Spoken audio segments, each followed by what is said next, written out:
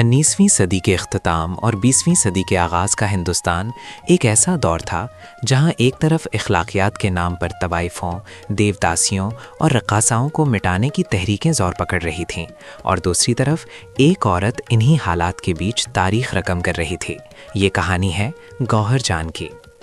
जब पूरा माशरा तवाइफ़ों के वजूद पर सवाल उठा रहा था, जब समाजी तंजीमें और बरतानवी हुकूमत उनके ख़िलाफ़ कार्रवाइयों में मसरूफ़ थीं, इसी वक्त कलकत्ता की एक तवाइफ़ हिंदुस्तान की सबसे बड़ी गुलारका बनकर उभर रही थीं।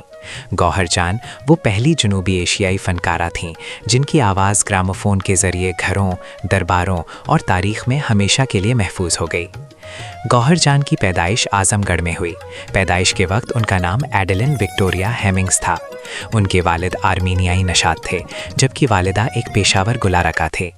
सना 1879 में वालिदैन की अलैदगी ने गौहर जान की ज़िंदगी का रुख बदल दिया। 1881 में ख़ानदान बनारस मुंतकिल हुआ, जहां उनकी वालिदा ने इस्लाम कबूल किया और अपना नाम मलिका जान रखा, जबकि एडेलिन का नया नाम गौहर जान रखा गया। कम उम्री में ही गौहर जान ने गुर्बत, बेबसी और ज़िंदगी के ऐसे तल्ख तजुर्बात देखे जिन्होंने उनके अंदर की बच्ची को तोड़ कर रख दिया। सिर्फ 13 बरस की उम्र में वो जिनसी ज़्यादती का शिकार हुईं, मगर ये कहानी कमज़ोरी की नहीं थी, बल्कि ख़ुद को दोबारा खड़ा करने की कहानी थी।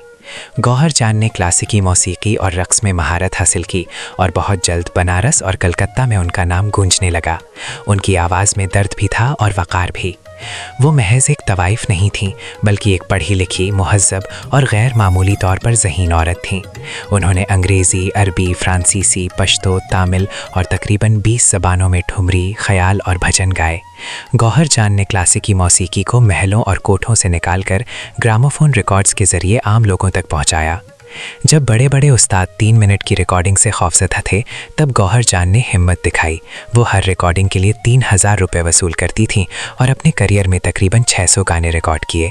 इस दौर में ये दौलत नाकाबिले तसव्वुर थी और यूं गौहर जान करोड़पति बन गईं।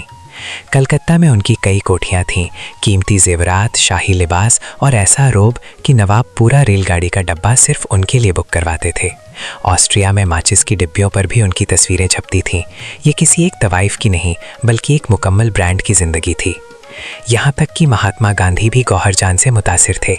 1920 में स्वराज फंड के लिए चंदा जमा करने की गर्ज से गौहर जान से राब्ता किया गया। गौहर जान ने अपनी पूरी परफॉर्मेंस की कमाई तहरीक को देने का फैसला किया, मगर एक शर्त पर कि गांधी खुद ये प्रोग्राम देखने आएंगे।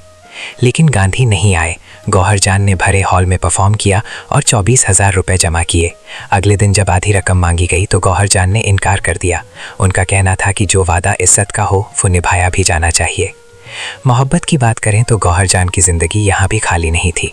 वो अपने से आधी उम्र के एक नौजवान से मोहब्बत कर बैठी और शादी कर ली, मगर ये मोहब्बत उनके लिए तबाही बन गई। उस शख्स ने उनकी तमाम जायदाद अपने नाम करवा ली। अदालतें हुईं, लड़ाइयाँ हुईं और जो कुछ बचा वो भी ख़त्म हो गया। ज़िंदगी के आखिरी बरसों में गौहर जान तन्हा हो गई।